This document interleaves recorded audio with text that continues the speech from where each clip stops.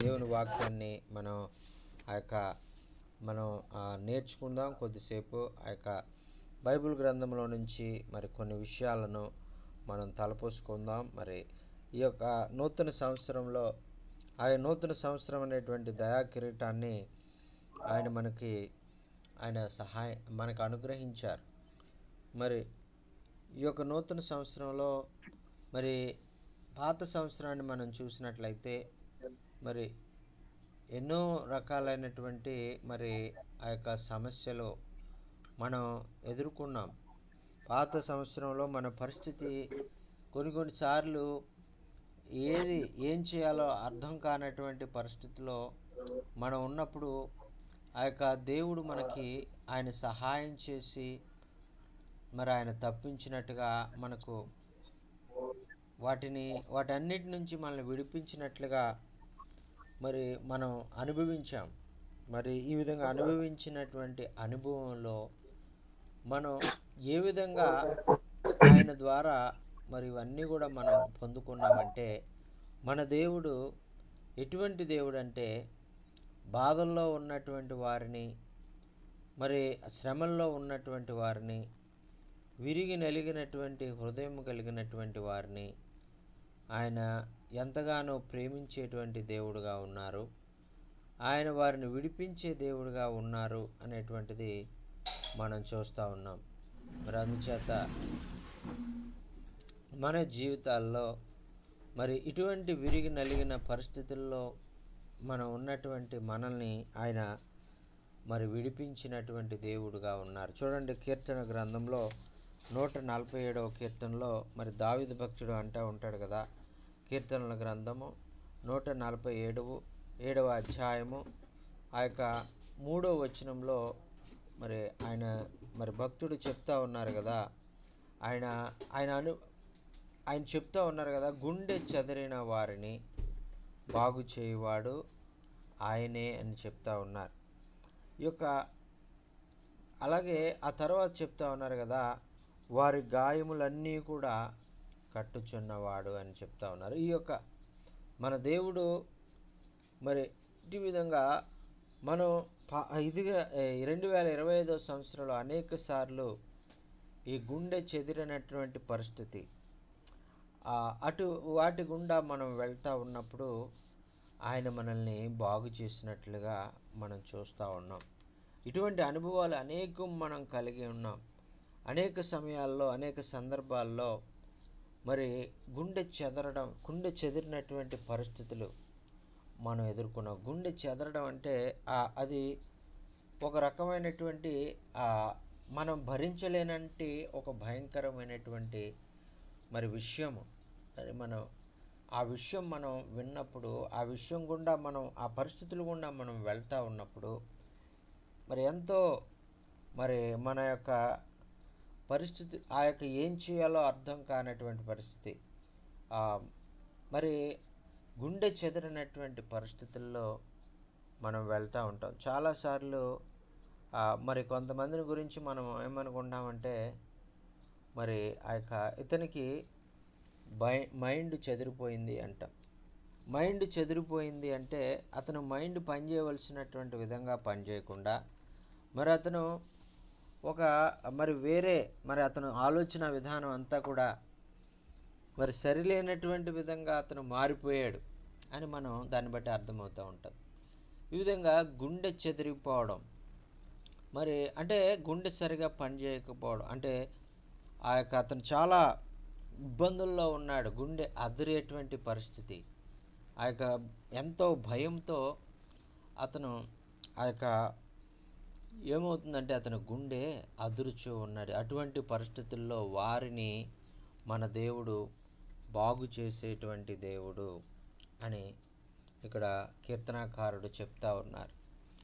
మరి మనం ఆ గతించిన సంవత్సరంలో మనం ఆలోచించినట్లయితే మరి చాలామంది సేవకులు వారు చెప్తూ ఉంటున్నారు కదా, మరి వారు సంఘాల్లో మరి పరిచర్య చేయడానికి వెళ్తూ ఉంటే చాలామంది వ్యతిరేకమైనటువంటి వారు వచ్చి మా సంఘాల్లో మరి ఈ ప్రాంతంలో మీరు దేవుని పరిచర్య చేయొద్దు, మరి అని చెప్తూ ఉన్నప్పుడు మరి చాలామంది అన్యాయంగా వారిని మరి ఎంతగానో ఇబ్బందులు పెడుతూ ఉన్నప్పుడు మరి వారు కూడా ఇటువంటి పరిస్థితులు గుండానే వారు వెళ్తూ ఉన్నారేమో అని నేను అనుకుంటాను.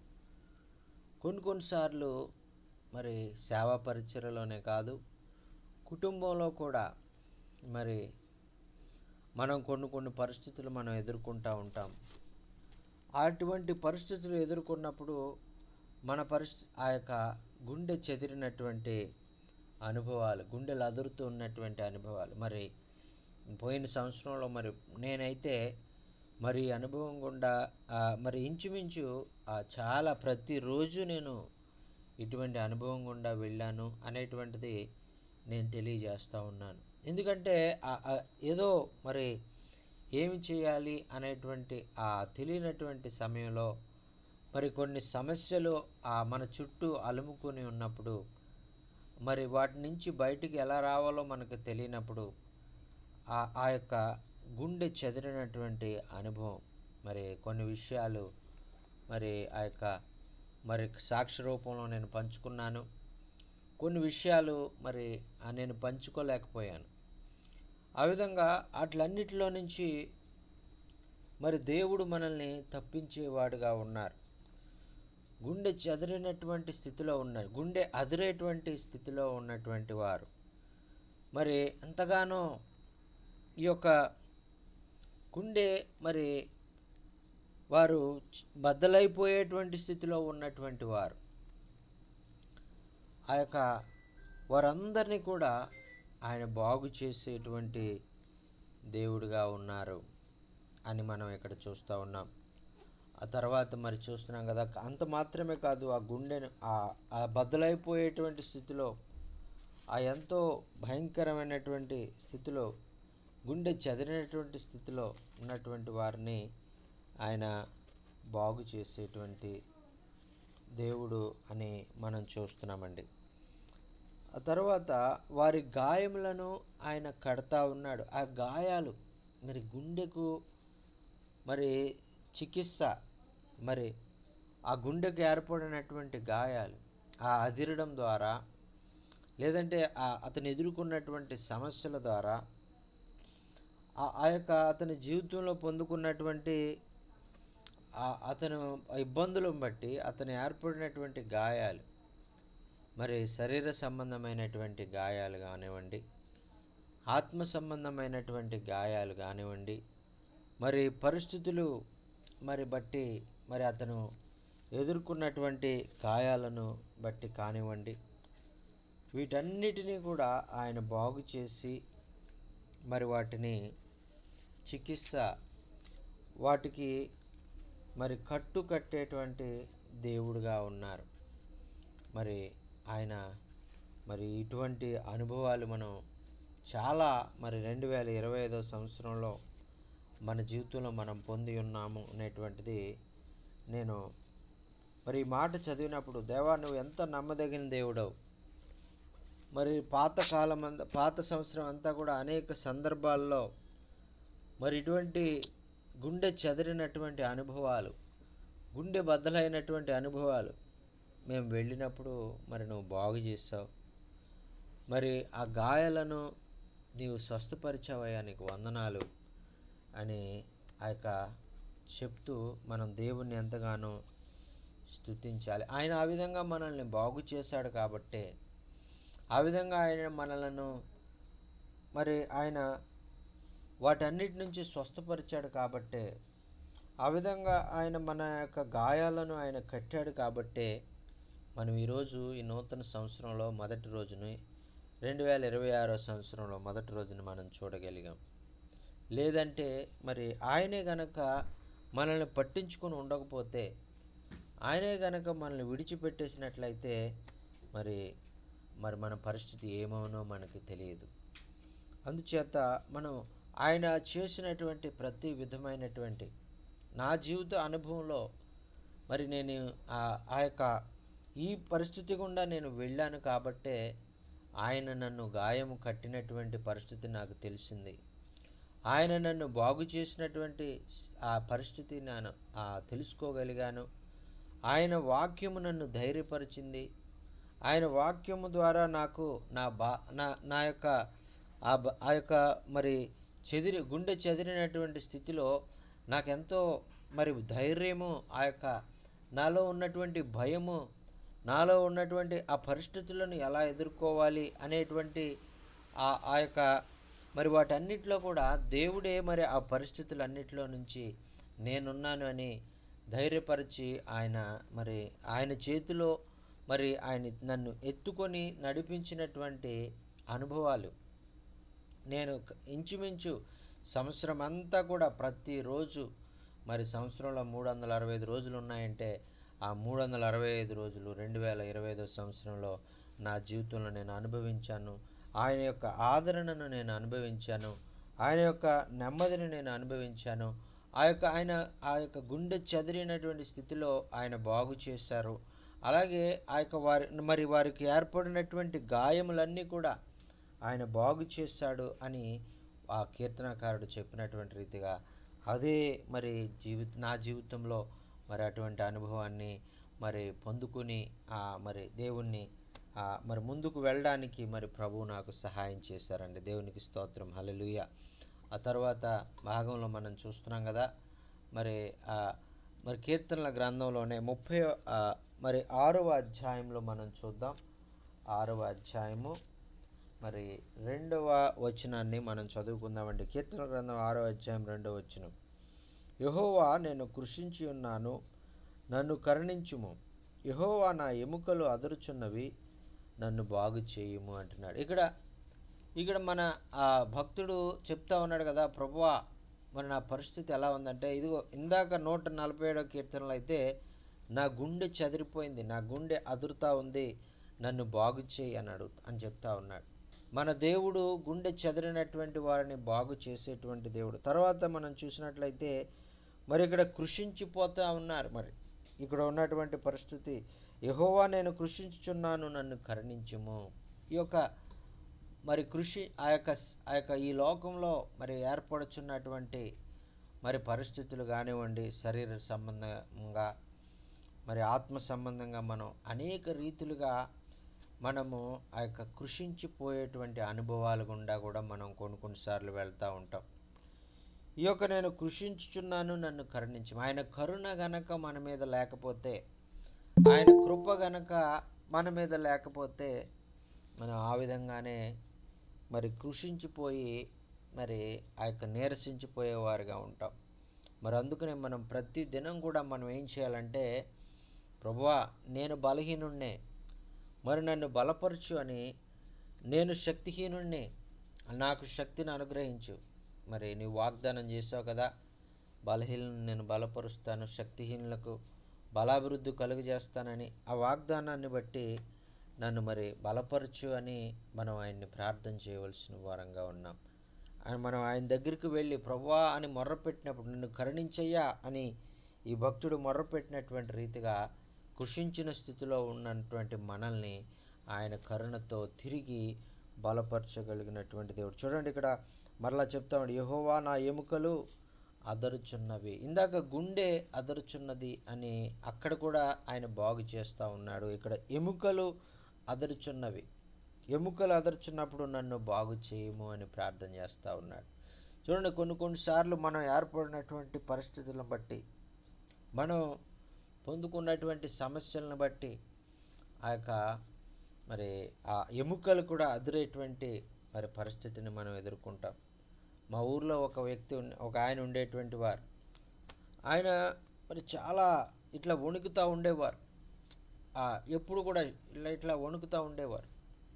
ఏమిటి మరి మీరు ఇలా వణుకుతూ ఉన్నారు అని అడిగితే ఆయన ఏం చెప్పేవారంటే, నాకు ఉన్నటువంటి సమస్యలను బట్టి, నేను ఎదుర్కొన్నటువంటి మరి భయంకరమైనటువంటి పరిస్థితులను బట్టి మరి నేను వణుకుతూ ఉన్నాను అని ఆయన చెప్తూ ఉంటారు. చూడండి, మరి ఎముకలు వణికేటువంటి అనుభవాలు.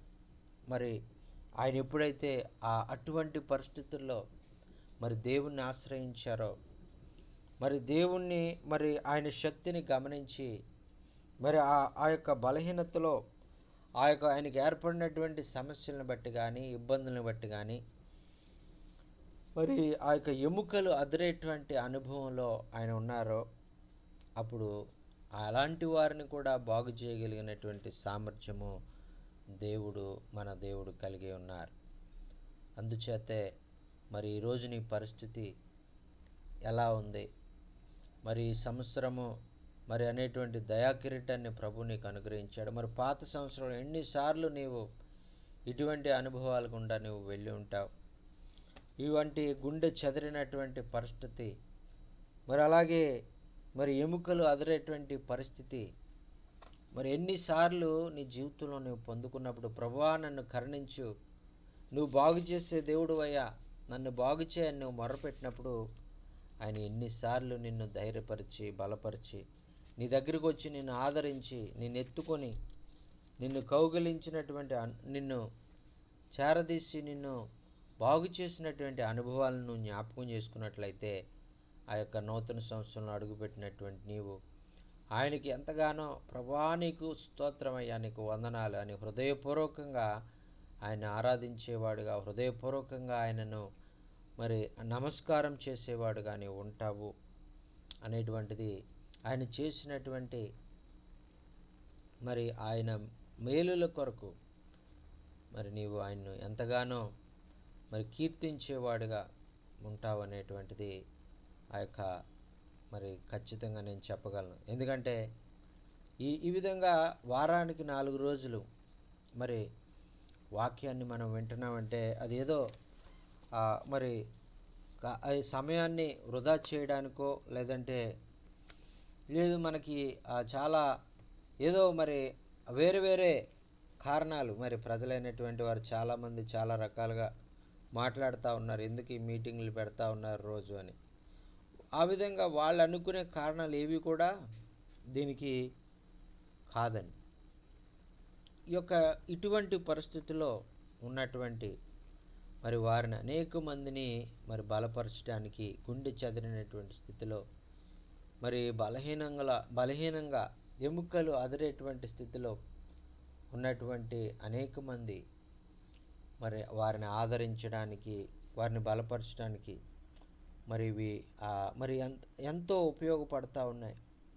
మరి ఎందుకు నేను చెప్పగలుగుతున్నానంటే అటువంటి పరిస్థితుల్లో ఉన్న నన్ను మరి ధైర్యపరుస్తూ ఉన్నాయి. అటువంటి పరిస్థితుల్లో ఉన్నటువంటి మరి ఆ యొక్క గుండె చెదిరి ఎముకలు అదురుచున్నటువంటి పరిస్థితిలో ఉన్నటువంటి నేను ఆదరించబడుతున్నాను ప్రత్యేకంగా అనేటువంటిది మరి మీకు తెలియజేస్తూ ఉన్నాను. మరి చూడండి, తర్వాత కీర్తనల గ్రంథంలోనే 30వ అధ్యాయము 2వ వచనాన్ని మనం చూసినట్లయితే, యెహోవా నా దేవా, నేను నీకు మొర్రపెట్టగా నీవు నన్ను స్వస్థపరచితివి అంటున్నాడు. చూడండి, మనకి ఎటువంటి పరిస్థితుల్లోనైనా మనం వెళ్తూ ఉన్నప్పుడు మనకున్నటువంటి పరిస్థితుల్లో నుంచి, మన రోగం నుంచి, మన బలహీనత నుంచి, మన యొక్క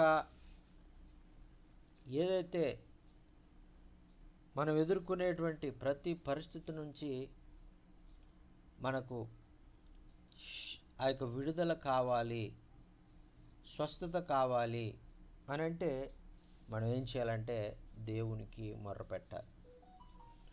ఇక్కడ భక్తుడు చెప్తా ఉన్నాడు కదా, యెహోవా నా దేవా, నేను నీకు మొర్రపెట్టగా నీవు నన్ను స్వస్థపరిచితివి.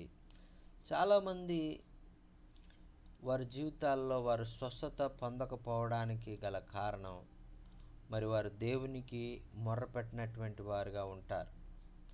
మరి అందుచేతే వాళ్ళు ఈ విధంగా వారి జీవితంలో ఈ స్వస్థత అనేటువంటి మరి దానిని వారు పొందుకోలేకపోతూ ఉన్నారు. వారు ఒక కొంచెము మరి ఆ యొక్క రోగము మరి ప్రారంభం అవుతూ ఉంది.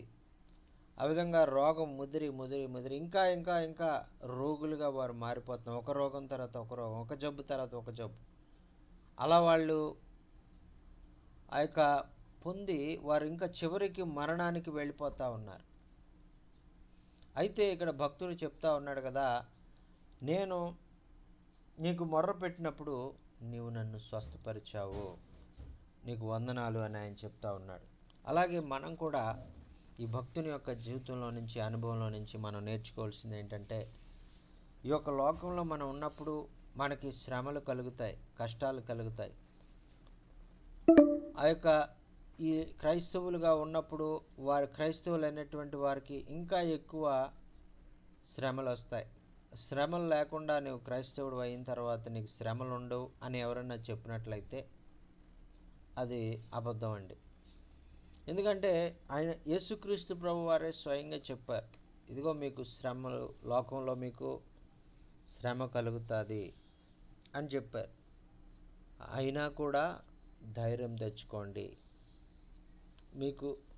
మీకు శ్రమలు కలిగినప్పుడు మీరు కృంగిపోకూడదు. మీకు శ్రమలు కలిగినప్పుడు మీరు ఆ యొక్క దేవుడు ఎక్కడున్నాడు అని మీరు దేవునికి వ్యతిరేకంగా మీరు మారిపోయి దేవునికి దూరం అయిపోకూడదు. మీకు శ్రమలు కలుగుతాయి, అయినా కూడా మీరు ధైర్యం తెచ్చుకోండి అని చెప్పి ఆ తర్వాత ఏం చెప్తారంటే,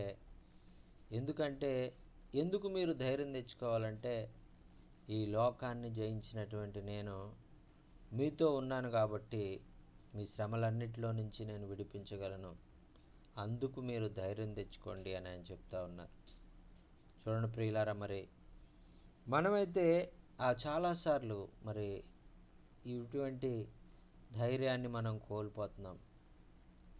ధైర్యాన్ని కోల్పోయి మరి ఎంతగా పిరికివారుగా మనం మారిపోతున్నాం. మన యొక్క పరిస్థితి మరి ముందు మరి ఉన్నటువంటి పరిస్థితి కంటే ఇంకా చాలా మరి సమస్యల్లోకి ఆ పరిస్థితి వెళ్ళిపోయే వారంగా మనం ఉంటున్నామండి. మరి దీన్ని బట్టి భక్తుడు చెప్తా ఉన్నాడు కదా, నేను కృంగిన వేళల్లో, నేను భయంకరమైనటువంటి పరిస్థితిలో, నేను అస్వస్థతతో ఉన్నప్పుడు, రోగంతో ఉన్నప్పుడు, నేను మొర్రపెట్టినప్పుడు నా దేవుడు నన్ను స్వస్థపరిచాడు అని ఆయన చెప్తా ఉన్నారండి. చూడండి, మరి ఆయన మరి మనల్ని స్వస్థపరిచేటువంటి దేవుడు. నిన్ను స్వస్థపరిచే యెహోవాను నేనే అని ఆయన చెప్పారు. అందుచేత మనం ఆయనకు మొర్రపెట్టాలి. ప్రభువా, నీ వాగ్దానం చేసావు కదా, నిన్ను స్వస్థపరిచేవాడు నేను అన్నావు కదా, మరి నా యొక్క మరి శారీర సంబంధమైనటువంటి సమస్యలు, రోగాలు, జబ్బులు, మరి ఇవన్నిటిలో నువ్వు నన్ను విడిపించు, తప్పించు, నన్ను స్వస్థపరచు అని ఆయనకు ప్రార్థన చేయగలగాలి. అంత మాత్రమే కాకుండా మరి కొంతమంది ఆత్మ సంబంధమైనటువంటి వ్యాధులతో వాళ్ళు బాధపడుతూ ఉంటారు. ఆత్మ సంబంధమైన గుడ్డితనం, ఆత్మ సంబంధమైనటువంటి మరి వీటన్నిటి ఎంతో వెనుకబాటు, మరి ప్రభువులో ఎదగలేనటువంటి స్థితి, మరి ఇవన్నీ కూడా మనకు ఆ యొక్క ఆత్మ సంబంధమైనటువంటి కొన్ని వ్యాధులు, వీటన్నిటి నుంచి మనం తప్పించబడాలంటే మరి ఆయనకు మొర్ర పెట్టాలి. ఆయనకు మొర్ర పెట్టినప్పుడు మనలో ఉన్నటువంటి వాటన్నిటి నుంచి కూడా మనల్ని విడిపించి మనల్ని తప్పించే దేవుడుగా ఆయన ఉంటారు. అందుచేతే మనకు ఆయన వాగ్దానం చేసిన రీతిగా ఆయన వాగ్దానాన్ని మనం జ్ఞాపకం చేసుకుంటూ ఆ యొక్క మన పరిస్థితులన్నీ కూడా ఆయనకి చెప్పుకున్నట్లయితే ఆయన మనల్ని తప్పించే దేవుడుగా, మనల్ని విడిపించే దేవుడుగా ఆయన ఉన్నారండి. చూడండి, ఆ తర్వాత మనం చూస్తున్నాం కదా, మరి మన దేవుడు ఎటువంటి దేవుడు అంటే, మరి విరిగిన హృదయము గలవారికి యెహోవా ఆసన్నుడుగా ఉండేటువంటి దేవుడు అని చెప్తా ఉన్నారు. ఒకవేళ నువ్వన్నీ బాగున్నప్పుడు, నీకు ఏ సమస్య లేనప్పుడు, ఒకవేళ నీవు దేవుణ్ణి మర్చిపోయి ఆ యొక్క దేవునికి దూరంగా నువ్వు ఉండి మరి నీ యొక్క మరి అభివృద్ధిని బట్టి నువ్వెంతగానో గర్వించేవాడుగా, నేనే దీనంతా చేశాను, నా వల్లే ఇదంతా జరిగింది, నేనే కారణం అని నీకు నువ్వు గర్వపడి ఉన్నప్పటికీ కూడా దేవుడు మరి ఆ సమయంలో కూడా నీకు తోడై ఉండి నిన్ను నడిపించేవాడుగా ఉన్నారు. నీకున్నటువంటి పరిస్థితులన్నిటిలో నువ్వు దేవుణ్ణి విడిచిపెట్టి నీ యొక్క ధనాన్ని బట్టి నీవు అతిశయపడి నీవు దేవుడు ఎవరు అని ఒకవేళ నువ్వు అన్నట్లయితే కూడా ఆ సమయంలో కూడా మరి దేవుడు ఆయన కృపచేట నిన్ను కాపాడే దేవుడుగా ఉన్నారు. మరి అందుచేత నీ యొక్క పరిస్థితి ఏదైనా కూడా నువ్వు ధనవంతుడిగా ఉన్నా లేదంటే ఏమీ లేని వానిగా దరిద్రునిగా నీవు ఉన్నా, ఆయన దీనులను దరిద్రులకు ఆయన ఆసన్నుడుగా ఉన్నాడు, ఆయన వారికి తోడుగా ఉన్నాడు అని మనం చూస్తున్నాం. విరిగిన హృదయం గల వారికి యెహోవా ఆసన్నుడు అని మనం చూస్తున్నామండి. అంత మాత్రమే కాకుండా నలిగిన మనస్సు గలవారిని ఆయన రక్షించును అని చెప్తా ఉన్నారు. చూడండి, విరిగినటువంటి పరిస్థితిలో మనం ఉంటే మనల్ని ఆయన విరిగిన హృదయము కలిగినటువంటి వారు, గుండె చెదిరినటువంటి వారు, ఆ యొక్క మనస్సు విరిగిపోయినటువంటి స్థితిలో, ఆ యొక్క చాలా భయంకరమైనటువంటి స్థితిలో విరిగిన హృదయం అంటే అదిరిన హృదయం గురించి మనం విన్నాం ఇంతకుముందే. గుండె చెదిరినటువంటి అనుభవం గురించి మనం విన్నాం.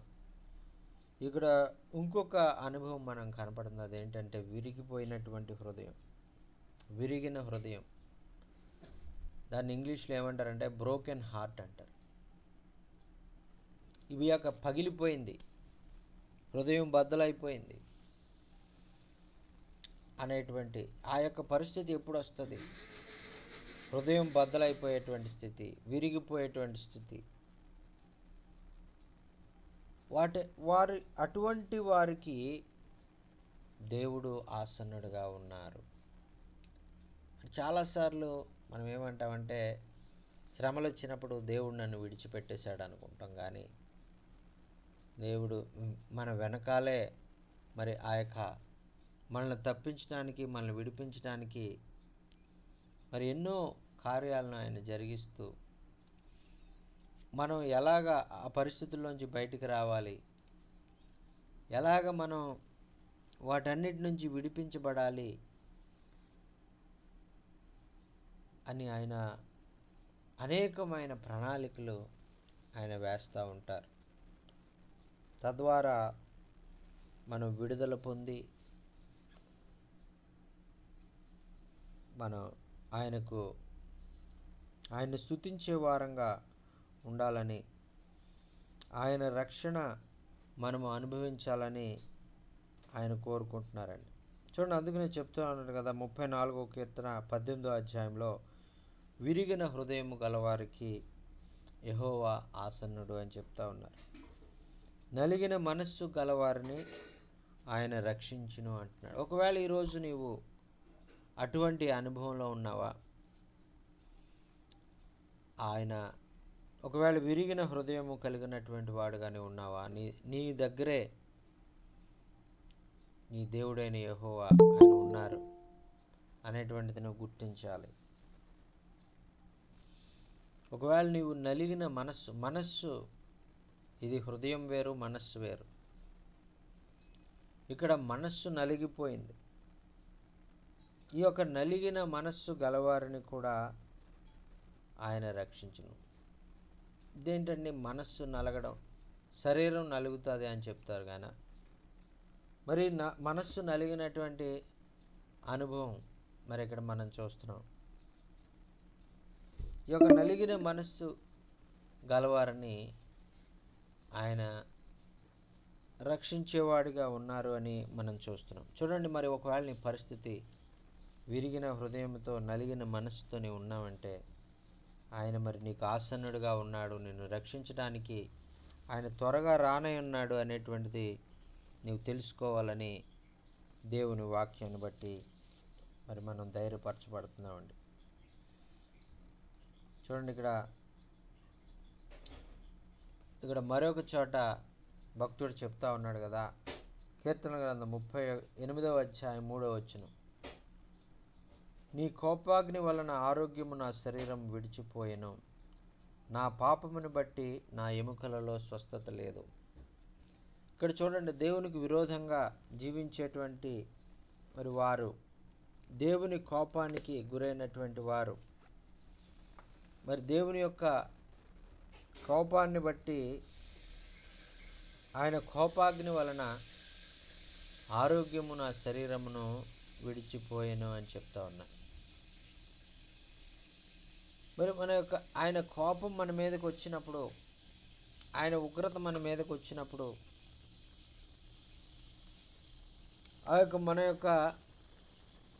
మనం అనారోగ్యానికి గురవుతాం, ఆరోగ్యం మన శరీరాన్ని విడిచిపెడుతుంది అనేటువంటిది ఈ యొక్క భక్తుని యొక్క అనుభవం. ఒకవేళ నీవు పొందుకున్నటువంటి సమస్యలు, నీవు పొందుకున్నటువంటి ఆ రోగం ఏదైతే ఉందో అది ఒకవేళ నీ యొక్క మరి దేవుని అవిధేయుడిగా నీవు జీవించడాన్ని బట్టి, దేవునికి కోపం రేపడాన్ని బట్టి ఒకవేళ నీవు పొందుకున్నావేమో, అయితే నీవు ఆ సమయంలో కూడా నీ దేవునికి మొరపెట్టాలి. ప్రభువా, నీ కోపం రేపాను, నన్ను క్షమించు. మరి నీ కోపం రేపినటువంటి నిన్ను బాధ పెట్టాను, నన్ను క్షమించు. నీ మాట నేను వినలేదు, నన్ను క్షమించు. నా యొక్క శరీరంలో అనారోగ్యం వచ్చిందంటే దానికి కారణం మరి ఈ యొక్క నా అస్వస్థతకు గల కారణం నాకు తెలిసి ఉంది. నీకు లోబడలేదు కాబట్టి, నిన్ను బాధ పెట్టాను కాబట్టి నేను ఈ విధంగా మరి ఇబ్బందులకు గురవుతూ ఉన్నాను. అందుచేత నేను ఇదంతా కూడా పొందుకుంటా ఉన్నాను. నాదేమీ కూడా మరి నా శరీరంలో ఆరోగ్యం లేదు అనేటువంటిది మనం గుర్తించాలి. నన్ను క్షమించి ప్రభువా, నాలో ఆరోగ్యాన్ని తిరిగి దయచేయి నాయనా అని మనం ప్రభువును వేడుకోవాలి. మరి అందుచేతే ఒకవేళ నా యొక్క ఎముకల్లో మరి స్వస్థత లేకుండా, నా పాపము ఒకవేళ కారణమేమో, నా పాపాన్ని క్షమించయ్యా, నా ఎముకల్లో తిరిగి స్వస్థత అనుగ్రహించు, నా యొక్క విరిగిపోయినటువంటి హృదయాన్ని మరి తిరిగి మరి నీవు ఆదరించయ్యా, మరి తిరిగి స్వస్థపరచు, నూతన హృదయాన్ని నాకు ఇవ్వి అని మనం ప్రార్థన చేయగలగాలి.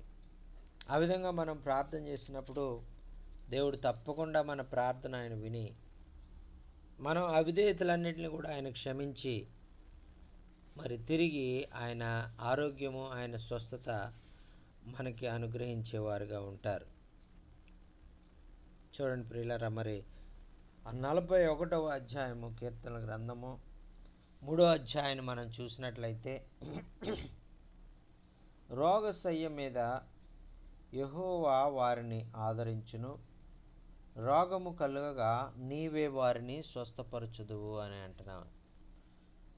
చూడండి, ఇక్కడ మన యొక్క బలహీనతలో మనకు రోగము కలిగినప్పుడు, ఆ మరణ పడకల మీద ఉన్నప్పుడు, ఆ రోగ పడకల మీద మనం ఉన్నప్పుడు, ఆ యొక్క మనల్ని ఈ లోకంలో ఎవరు కూడా ఆదరించేవారు లేకపోవచ్చు, కానీ యెహోవా వారిని ఆదరించినప్పుడు వాడు ఆ యొక్క రోగశయ్య మీద నుంచి తిరిగి బలపడి, యెహోవా అతన్ని స్వస్థపరిచినప్పుడు అతను ఆ యొక్క తన పాపాలన్నీ కూడా క్షమించబడి తిరిగి ఆ యొక్క రోగ పడక మీద నుంచి, మరణ పడక మీద నుంచి లెగిసి సజీవుడిగా మరి రావడానికి, మరి బ్రతకడానికి మరొక అవకాశము ప్రభు అనుగ్రహిస్తారు. మరి రోగము కలుగగా నీవే వానిని స్వస్థపరచదు అంటున్నారు. మరి అటువంటి వారు అవిధేయతను బట్టి కానీ, లేదంటే వారు దేవునికి అవిధేయంగా జీవించడాన్ని బట్టి కానీ, వారు పొందుకున్నటువంటి ప్రతి విధమైనటువంటి మరి ఆ సమస్యల నుంచి ప్రభువు విడిపించగల సామర్థ్యం కలిగినటువంటి వాడు. ఆయన తప్పించగలిగినటువంటి, స్వస్థపరచగలిగినటువంటి శక్తి కలిగినటువంటి వాడు. మరి అందుచేత ఒకవేళ మనము ఈ యొక్క గుండె చెదిరినటువంటి పరిస్థితిలో, ఎముకలు అదురుచున్నటువంటి పరిస్థితిలో మనం ఉన్నప్పుడు మనం దేవుణ్ణి ఆశ్రయిద్దాం. ఆయనే మనల్ని స్వస్థపరిచే దేవుడుగా ఉన్నారు. ఆయనే మనల్ని విడుదల చేసే దేవుడుగా ఉన్నారు. కాబట్టి ఆయనను మనం ఆశ్రయిద్దాం. ఆయన ఆశ్రయించినటువంటి నరుడు ధన్యుడు అని వాక్యం మనకు సెలవిస్తూ ఉంది. ఆ విధంగా ఆయన ఆశ్రయించేటువంటి వారంగా మనం ధన్యకరమైనటువంటి జీవితాన్ని మనం జీవించాలని ప్రభు కోరుకుంటా ఉన్నాడు. ఏ పరిస్థితుల్లోనైనా కూడా ఆయన ఆశ్రయంగా మనం చేసుకోవాలి. ఆయన దగ్గరికి వెళ్ళిపోవాలి. ప్రభువా, నీవు తప్ప నాకు ఈ లోకంలో ఎవరూ లేరు. నీవే నా ఆశ్రయం, నీవే నా దుర్గం, నీవే నా కొండ, నీవే నా కోట, నా ఎత్తైన నా యొక్క మరి కోట నువ్వే అని ఆయన దగ్గరికి వెళ్ళినప్పుడు, ఆయన్ను బ్రతిమాలుకున్నప్పుడు, ఆయనకు ప్రార్థన చేసినప్పుడు, నీ ప్రతి పరిస్థితి అది మనుషులు కపటోపాయాలను బట్టి నువ్వు ఒకవేళ ఆ పరిస్థితుల గుండా ఒకవేళ వెళ్తూ ఉన్నావా, లేదంటే నీ సొంత అవివేకాన్ని బట్టి నువ్వు ఆ పరిస్థితుల గుండా వెళ్తావు, నీ పాపాన్ని బట్టి నువ్వు ఆ పరిస్థితుల గుండా వెళ్తా ఉన్నావు, ఏ పరిస్థితి అయినా కూడా ఆయనకు మొర్రపెట్టినప్పుడు ఆయన తప్పకుండా నిన్ను విడిపించి నిన్ను స్వస్థపరచడానికి ఆయన ఇష్టపడుతున్నటువంటి దేవుడు. చూడండి, యేసుక్రీస్తు ప్రభు వారి గురించినటువంటి ప్రవచనం మరి యెషయా భక్తుడు మరి ఆయన రాస్తూ ఉన్నాడు. మరి 61వ అధ్యాయము 1వ వచనంలో చెప్తా ఉన్నాడు కదా, ప్రభు యెహోవా ఆత్మ నా మీదకి వచ్చి ఉన్నది, దీనులకు సువర్తమానం ప్రకటించుటకు యెహోవా నన్ను అభిషేకించెను, నలిగిన హృదయము గారిని దృఢపరచుటకు, చెరలోనున్న వారికి విడుదలయు, బంధింపబడిన వారికి విముక్తియు ప్రకటించుటకు, యెహోవా హితవస్త్రం మన దేవుని ప్రతిదండన దినమును ప్రకటించుటకు, దుఃఖాక్రాంతులకు ఓదార్చుటకును, సియోనులో దుఃఖించు వారికి ఉల్లాస వస్త్రం ధరింపచేయుటకును, బూదుటకు ప్రతిగా పూదండను, దుఃఖమునకు ప్రతిగా ఆనంద తైలమును, భారభరితమైన ఆత్మకు ప్రతిగా స్తుతి వస్త్రమును వారికి ఇచ్చుటకు ఆయన నన్ను పంపి ఉన్నాడు అని చెప్తా ఉన్నారని. ఈ మాటలన్నీ ఎవరి కొరకు చెప్పబడి ఉన్నాయంటే, మరి యేసుక్రీస్తు ప్రభు వారు ఈ లోకంలోనికి రావడం ద్వారా ఆయన ఏ కార్యాలైతే చేయాలని తండ్రి ఇష్టపడ్డారో, యేసుక్రీస్తు ద్వారా ఎటువంటి ఆదరణ, ఎటువంటి విడుదల, ఎటువంటి స్వస్థత ప్రజలు పొందుకుంటారు అనేటువంటిది ఇక్కడ వ్రాయబడి ఉందండి. చూడండి, ఆయన ఎందుచేత ఈ లోకానికి వచ్చారంటే దీనులకు సువార్త ప్రకటించడానికి వచ్చారు. దీనులంటే మరి తమను తాము ఎవరైతే తగ్గించుకొని మరి దీనత్వంతో మరి దేవుణ్ణి వెతుకుతూ మరి దేవుణ్ణి తెలుసుకోవాలని, నిజమైన దేవుణ్ణి తెలుసుకోవాలని ఎవరైతే మరి కనిపెడతా ఉంటారో, ఆ యొక్క సువార్త వారు విన్న సువార్తను వారు దీన మనస్సుతో వారు అంగీకరిస్తారో, వారిలో మరి చాలామంది సువార్తను ఎందుకు అంగీకరించట్లేదంటే దానికి కారణం వారిలో దీనత్వం లేదు. నేను గొప్పవాడిని, నాకు అన్నీ తెలుసు అనుకునేటువంటి వారు త్వరగా సువార్తను ఎవరు కూడా నమ్మరు. వారు ఏమంటారంటే సువార్తకు వ్యతిరేకంగా వారు మాట్లాడుతూ ఉంటారు.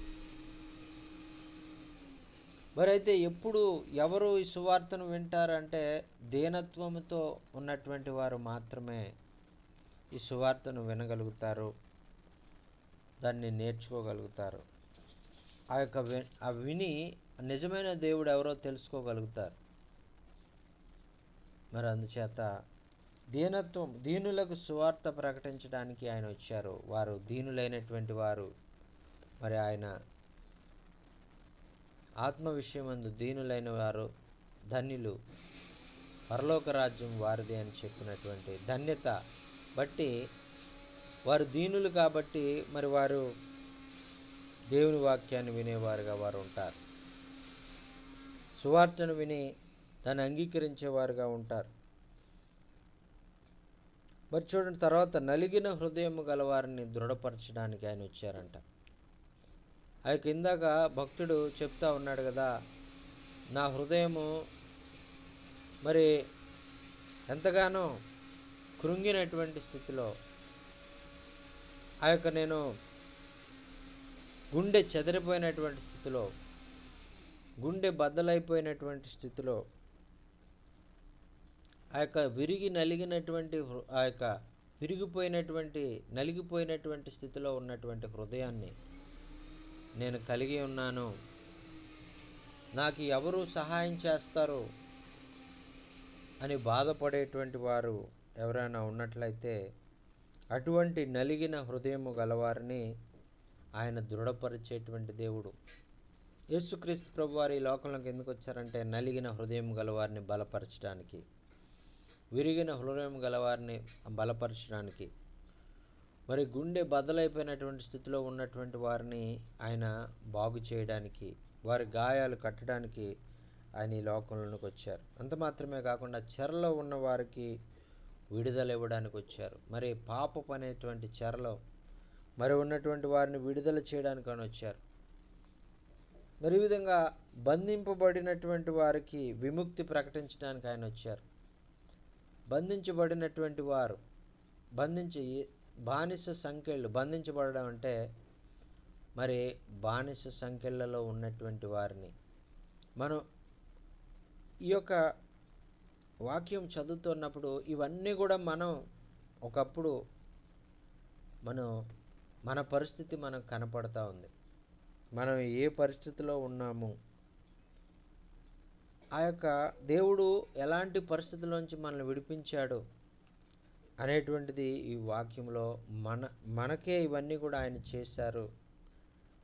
మన జీవితంలోనే ఇవన్నీ కూడా మనం అనుభవించాం అనేటువంటిది మనకి అర్థమవుతూ ఉందండి. చూడండి ప్రియులారా, మరి చాలాసార్లు మనం అనుకుంటాం, మరి అసలు ఆదాం పాపం చేయకుండా ఉంటే ఎంత బాగుండేది అని మనం అనుకుంటాం. మరి ఆదాము ఒక్క చిన్న మాట వినలేదు అంతే. అయితే నీ జీవితంలో నువ్వు చూసినట్లయితే నువ్వెన్ని ఘోరమైన పాపాలు చేసావు. అయితే నువ్వేమంటావంటే ఆదాము తప్పు చేశాడు కాబట్టి మనకి శాపం వచ్చింది, మనం పాపంలో పడ్డామంటావు. మరి నీ పరిస్థితి ఏంటి? నీవు ఇంకా భయంకరమైనటువంటి పరిస్థితి గుండా నువ్వు వెళ్ళావు. నీ పాపపు స్థితి భయంకరమైనది, నీ యొక్క మనస్సు ఎంతో భయంకరమైనది. మరి నువ్వు ఎంతో ఘోరమైనటువంటి పాపివి కదా. మరి నిన్ను బట్టి నీ తర్వాత రాబోయేటువంటి తరంలో మరి వారు నిన్ను బట్టి వారు ఎంత బాధపడతారు. అయ్యో, మా పితరులు బాగుంటే ఎంత బాగుండేది, అతను పాపం చేసినందుకే మనం ఇలా బాధపడుతున్నామే అని అనుకోకుండా ఉండాలంటే ఇప్పుడు నువ్వేం చేయాలంటే ఇప్పుడు దేవుని మార్గాల్లో నువ్వు జీవించాలి. ఎందుకంటే ఆదాము పాపం చేశాడు కాబట్టి అతను దేవునికి దూరం అయ్యాడని నీకు తెలిసింది కాబట్టి నీవు ఆ విషయాన్ని తెలుసుకున్న నీవు పాపం చేయడం మానివేసి, దేవునికి విరోధంగా ఆయన ఆజ్ఞలను అతిక్రమించడం మానివేసి ఆయనకు అనుకూలంగా జీవించినప్పుడు నీవు దీవించబడతావు. నీవు దీవించబడమే కాకుండా నీ తర్వాత 1000 తరాలకి దేవుడు నిన్ను దీవెనకరంగా ఆయన మారుస్తాడు. మరి ఈ విధంగా నీ తర్వాత తరాలకు నీవు ఒక దీవెనకరంగా, ఆశీర్వాదకరంగా నీవు ఉండాలని నీవు ఆశపడినట్లయితే నీవు ఈరోజు మరి ఆయనకి ఇష్టకరమైనటువంటి జీవితాన్ని నీవు జీవించవలసిన వాడుగా ఉన్నావు. మరి నీ పాపపు స్థితి నుంచి నీవు దేవునికి విరోధంగా జీవించేటువంటి స్థితి నుంచి నీ యొక్క స్వార్థము నీలో నుంచి తీసివేసి మరి దేవుని యొక్క ప్రేమతో నీ హృదయాన్ని నింపుకున్నట్లయితే ఆ యొక్క దేవుడు నిన్ను ఎంతగానో మరి బలపరిచేటువంటి దేవుడుగా ఉన్నాడు. దేవుడు నిన్ను మరి ఆయన నిన్ను హెచ్చించేటువంటి దేవుడుగా ఉన్నారు. ఈ విధంగా మనం యేసుక్రీస్తు ప్రభువారి లోకంలోనికి రావడం ద్వారా అనేకమైన మరి మేలులు మనం పొందుకున్నాం. మనం పాపము నుంచి విడుదల పొందుకున్నాం, మన శాపముల నుంచి మనం విడుదల పొందుకున్నాం. మనం పరిశుద్ధ జీవితము జీవించడానికి మరి ఆయన ఇష్టపడ్డాడు అనేటువంటి విషయాన్ని మనం తెలుసుకున్నాం. మరి మనం ఎలా జీవించాలి దేవునికి ఇష్టకరంగా అని మనకు తెలియజేయడానికి ఆయనే మనకు ఒక మాదిరికరమైనటువంటి జీవితాన్ని మన ముందు ఆయన జీవించి మనకు ఒక మాదిరిని ఆయన ఉంచి వెళ్ళి ఉన్నారు. మరి ఆ మాదిరి చొప్పున మన ఈ లోకంలో జీవించినప్పుడు మనం ఆయనకి ఇష్టకరమైనటువంటి వారుగా ఆయనను మరి ఎంతగానో సంతోషపెట్టే వారంగా మనం ఉంటాం. అలాగే పాత సంవత్సరంలో మనం ఎన్నోసార్లు మరి ఆయన బాధ పెట్టాం, మరి ఆయన మాట మనం వినలేదు. మరి అనేక సార్లు మరి ఆయన్ని ఎదురు తిరిగాం. మరి నువ్వు ఎక్కడున్నావు అని మనం ప్రశ్న వేశాం. అనేక సార్లు మనం ఆయన మాట వినలేదు, అయినా కూడా మన మీద ఆయన కృప చూపించారు. మరి అందుచేత ఈ నూతన సంవత్సరంలో మరి మనం నిర్ణయం తీసుకుందాం, ప్రభువా పాత సంవత్సరంలో నేను తప్పిపోయాను, నేను మరి ఈ సంవత్సరంలో నేను ఆ విధంగా తప్పిపోయి నీ యొక్క మరి మేళ్లను పొందుకోకుండా ఇంకా నష్టపోయే విధంగా నేను ఉండడానికి నాకు ఇష్టం లేదు. నీవు గుండె చెదరిన వారిని బాగు చేసే దేవుడు అని విన్నాను. నీవు మరి ఆ యొక్క మా యొక్క సమస్త మరి రోగములను స్వస్థపరిచే దేవుడు అని నేను విన్నాను. మా పరిస్థితులన్నీ చక్కపరిచే దేవుడు అని నేను విన్నాను. మరి ఇంత గొప్ప దేవుడు నాకు కలిగి ఉన్నందుకు నీకు వందనాలు ప్రభువా. నేను నా పూర్ణ హృదయంతో, నా పూర్ణ మనస్సుతో, నా పూర్ణ బలముతో, నా పూర్ణ శక్తితో నిన్ను ఆరాధిస్తాను ప్రభువా అని మనం నిర్ణయం తీసుకొని ఆయన్ని స్తుతిస్తూ ఆరాధిస్తూ ఆయన మన జీవితాలకు ఆయన నాయకుడిగా ఉండి నడిపించేటప్పుడు ఆయన సన్నిధిని మనం ప్రతిదినం కూడా అనుభవిస్తూ ముందుకు వెళ్ళినప్పుడు ఆయన వాక్యం ద్వారా మనం అనేక విషయాలు మనం నేర్చుకుంటూ ముందుకు వెళ్ళినప్పుడు మన పరిస్థితులన్నీ కూడా చక్కబెట్టి మనల్ని జయకరమైనటువంటి జీవితం వైపు ఆయన నడిపించడానికి ఆయన ఇష్టపడుతూ ఉన్నాడు. దేవుడి మాటలు మనందరి కొరకు దీవించి ఆశీర్వదించునుగాక. ఆమేన్. మరి సమయంలో మరి ఇంతవరకు కూడా ప్రభు మనతో మాట్లాడాడు. మధ్యలో ఇంటర్నెట్ సమస్య ఏర్పడినప్పటికీ కూడా మరి చివరిలో మరి కొద్దిసేపు ఇంటర్నెట్ ఉండడానికి ప్రభు సహాయం చేశారు. మరి ఈ కూడుకను మనం ముగించుకుందామని మనం మధ్యలో ఉన్నటువంటి పాల్రాజ్ దొరైరాజు గారు ప్రార్థన ఆశీర్వాదం ద్వారా ఈ కూడికను మనం ముగించుకుందాం.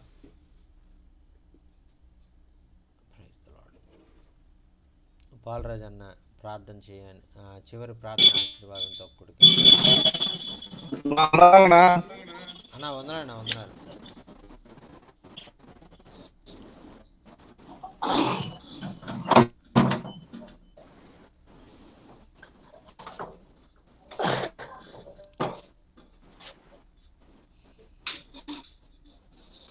అన్న చివరి ప్రార్థన ఆశీర్వాదం. తల ఉంచి కళ్ళు మూసుకున్నట్లయితే ప్రార్థన చేసుకుందాం. మహాపరిశుద్ధుడా, మహోన్నతుడా, కరుణా సంపన్నుడా, దయల తండ్రి, నీకే స్తుతి స్తోత్రాలు చెల్లించుకుంటున్నాం దేవా.